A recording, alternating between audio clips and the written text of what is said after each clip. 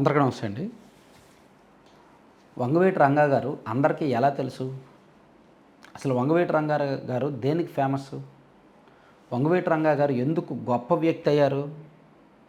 నిజానికి ఆయన స్టోరీ అందరూ తెలుసుకోవాల్సిందే. కానీ దురదృష్టవశాత్తు ఆయనను కూడా కులానికే పరిమితం చేశారు. మన దేశంలో మహాత్మా గాంధీ గారిని అప్పుడప్పుడు కులానికే పరిమితం చేస్తుంటారు. మన రాష్ట్రంలో పొట్టి శ్రీరాములు గారిని ఒక కులానికే పరిమితం చేశారు. బిఆర్ అంబేద్కర్ గారిని ఒక కులానికే పరిమితం చేశారు. ఇలా పెద్ద పెద్ద వాళ్ళు అందరూ ఉన్నారు. రాజశేఖర్ రెడ్డి గారు అండ్ ఎన్టీఆర్ గారు అండ్ వంగవీటి రంగా గారు. ఇక్కడ ఈ మన ఆంధ్రప్రదేశ్లో 3 కులాలకి 3 నాయకులు ఉన్నారు. కాకపోతే రాజశేఖర రెడ్డి గారు, ఎన్టీఆర్ గారు ఒక స్థాయికి వెళ్ళారు. ఎన్టీఆర్ గారు అయితే సినీ రంగాన్ని కొన్ని దశాబ్దాల పాటు ఏలి ఆ తర్వాత రాజకీయాల్లోకి వచ్చి దేశ స్థాయిలో ప్రభంజనం సృష్టించి రికార్డులు సృష్టించి మంచి పరిపాలన అందించారనే పేరుంది. ఇక రాజశేఖర రెడ్డి గారంటే కష్టపడి దశాబ్దాల తరబడి కష్టపడి పార్టీని భుజాన మోసి చివరికి సీఎం అయ్యారు, పార్టీని నిలబెట్టారు, తను నిలబడ్డారనేది ఉంది. సో వంగవీటి రంగా గారు మాత్రం అలా కాదు. రంగా గారు చాలా చిన్న వయసులోనే ఒక స్ట్రాంగ్ బ్యాక్గ్రౌండ్ లేనప్పటికీ జనం మధ్యలోనే ఎదిగి, జనం మధ్యలోనే నాయకుడిగా ఎదిగి, సో జనం కోసం నిలబడ్డ నాయకుడిగా గుర్తింపు తెచ్చుకున్నారు. నిజానికి ఆయన కులం కోసం చేసిందేమీ లేదు. ఆయన సొంత కులం కోసం ఆయన ఏమీ ధర్నాలు ఆందోళనలు చేయలేదు. కాకపోతే అక్కడ ఆ పరిస్థితుల కారణంగా 2 కులాలకు ఉన్న వైషమ్యాల కారణంగా ఆయనను ఒక కులానికి ఆపాదిస్తూ చేశారే తప్ప జరిగిందే తప్ప ఆయన నిజానికి అప్పుడు ఆమర నిరాహార దీక్ష చేసింది కానీ లేదా ధర్నా చేసింది కానీ కులం కోసం కాదు. అక్కడ పేదల కోసం, ఇళ్ల పట్టాల కోసం, ఇళ్ల స్థలాల కోసం, విజయవాడ నగరంలో ఉన్న పేదల కోసం.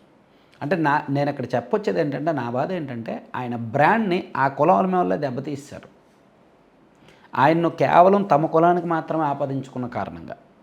సో రంగా గారి బ్రాండ్ దెబ్బతీశారని నేను ఎందుకు అంటున్నానంటే, 1 కులం ఆపాదించడం, 2 వారసత్వం. ఆయన వారసులు కూడా సరిగ్గా ఆ బ్రాండ్ నిలబెట్టలేకపోయారు, ఆ ఇమేజ్ని నిలబెట్టలేకపోయారు. వంగవీటి రాధా గారు వచ్చారు, రంగా గారు కుమారు రాధా గారు. రాజకీయంగా నిలకడలేదు, స్థిరత్వం లేదు, ఆ మెచ్యూరిటీ లేదు. ఉంది, క్యాడర్ ఉంది, వంగవీటి అనే బ్రాండ్ ఉంది, ప్లస్ క్యాడర్ ఉంది, అభిమానులు ఉన్నారు, అనుచరులు ఉన్నారు, అన్నీ ఉన్నాయి. కానీ దాన్ని నిలబెట్టుకునే అది ఉండట్లేదు. దాన్ని నిలబెట్టుకోలేక పార్టీలు మారారు. టీడీపీ, ప్రజారాజ్యము, కాంగ్రెస్, వైసీపీ, టీడీపీ పార్టీలు మారుతూ వచ్చారు. ఒక నియోజకవర్గం ఒకటే అని పట్టుకొని కూర్చున్నారు. ఆ నియోజకవర్గం ఏమో వీళ్ళు ఇవ్వటం లేదు. సో ఇలా అనేక కారణాలు ఉంటాయి. అంటే మనం ఇంకా డెప్త్గా చెప్పుకోవడం అనవసరం, కానీ చాలా కారణాల కారణంగా ఆయన ఒక రకంగా రాజకీయంగా ఫెయిల్ అయ్యారు. నిజానికి ఆయనకున్న రాజకీయ పునాదులకి తన తండ్రి క్రియేట్ చేసిన బ్రాండ్ ఇమేజ్కి ఆయన ఏదో స్థాయికి వెళ్ళిపోవాలి, కానీ అక్కడే ఉండిపోయారు. ఇంకా వెనక్కి వెళ్తున్నారు తప్ప ముందుకు రాలేకపోతున్నారు. అది ఆయన సమస్య తప్ప పార్టీల సమస్య కాదు. పార్టీలు ఆయన్ని మ్యాక్సిమం ప్రోత్సహించాయి. జగన్మోహన్ రెడ్డి గారు వైసీపీలో ఉన్నప్పుడు బాగానే ప్రోత్సహించారు, టీడీపీలోకి వచ్చాక చంద్రబాబు గారు బాగానే ఎంకరేజ్ చేశారు. సరే, ఇది పక్కన పెడితే ఇప్పుడు ఆశా కిరణ్ గారు మళ్ళీ వచ్చారు, వంగవీటి రంగా గారి కుమార్తె.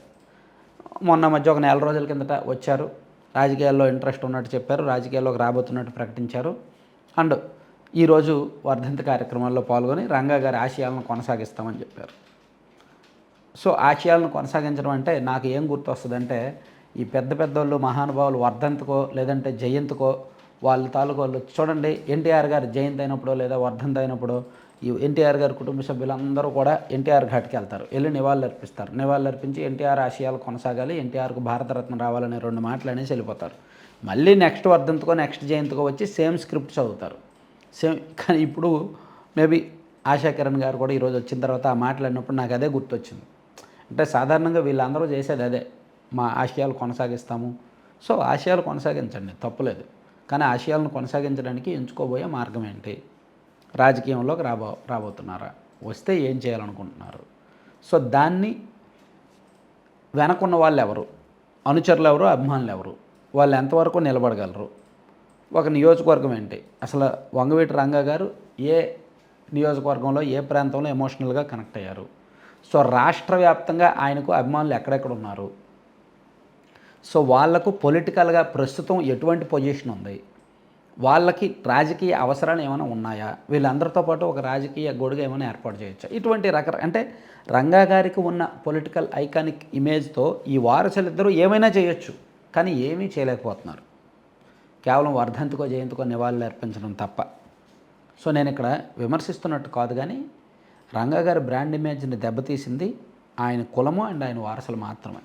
నిజానికి ఆయన ఒక కులానికి చెందిన వ్యక్తి కాదు, అందరికీ చెందిన వ్యక్తి. ఇప్పుడు ఎన్టీఆర్ గారు సొంత కులం కంటే బీసీలకి ఆయన ఎక్కువ చేశారు, అండ్ బీసీలే ఆయన ఎక్కువగా ఆరాధిస్తారు. రాజశేఖర రెడ్డి గారు సొంత కులం కంటే ఎస్సీ ఎస్టీ ముస్లిం మైనారిటీకి ఎక్కువగా చేశారు, అందుకే ఆ వర్గాలే ఆయన ఎక్కువగా ఆదరిస్తాయి, పేద వర్గాలు. ఇలా ఈయన కూడా రంగా గారు కూడా విజయవాడ నగరంలో ఆ పేదల కోసమే చాలా చేశారు. కానీ దురదృష్టవశాత్తు వీళ్ళందరికీ కులాలు ఒక కులానికి పరిమితం చేసి మిగిలిన కులాల్లో వాళ్ళు వీళ్ళని విలన్లుగా చూసే పరిస్థితి ఆ కులం వాళ్ళే తీసుకొస్తున్నారనమాట. అదే మన రాష్ట్రానికి పట్టిన దరిద్రం. Thank you. సో కంటెంట్ చివరి వరకు చూసిన ప్రతి ఒక్కరికి ధన్యవాదాలు. కంటెంట్కి సంబంధం లేకుండా మీరు పక్కన ఒక యాడ్ చూస్తున్నారు కదా, లడ్డూపల్లెం.com అని. సో వీళ్ళ ప్రత్యేకత ఏంటంటే మీకు ఎక్కడా దొరకని మిల్లెట్స్తోనూ అండ్ డ్రై ఫ్రూట్స్తోనూ నట్స్తోనూ సీడ్స్తోనూ లడ్డూలు తయారు చేస్తారు వీళ్ళు. అంటే రాగి, సజ్జ, జొన్న, కొర్ర వంటి మిల్లెట్స్తో లడ్డూలు ఉంటాయి అండ్ హాట్ స్నాక్స్ ఉంటాయి. అండ్ డ్రై ఫ్రూట్స్ అంటే జీడిపప్పు, బాదం పప్పు, మిక్స్డ్ నట్స్, వాటితో వీళ్ళు లడ్డూలు చేస్తారు. And protein powder, ABC powder లాంటివి చేస్తారు. అండ్ వాటితో పాటు డ్రై డేట్స్ పౌడర్ అని, వీట్ స్ప్రౌట్స్ పౌడర్ అని, మునగాకు పొడి, జామాకు పొడి చేస్తారు. అండ్ సీడ్స్తో లడ్డూలు అంటే ఫ్లాక్ సీడ్స్ అంటే అవిసె గింజలు, పొద్దుతిరుగుడు గింజలు, గుమ్మడి గింజలు, ఇలా భిన్నమైన ఐటమ్స్ ఉంటాయన్నమాట. సో ఇవన్నీ కూడా వీళ్ళు ఆన్లైన్లో ఈకామర్స్లో అమ్ముతున్నారు. మీకు డిస్కౌంట్లు ఉన్నాయి అండ్ ఫ్రీ షిప్పింగ్ ఉంది 2 తెలుగు రాష్ట్రాల్లో. సో మంచి రివ్యూస్ ఉన్నాయి. మన సబ్స్క్రైబర్స్ చాలామంది బుక్ చేసుకున్నారు. మంచి 95% అబోవ్ పాజిటివ్ రివ్యూస్ ఉన్నాయి. సో మీకు కావాలంటే మీరు బుక్ చేసుకోండి. Thank you very much.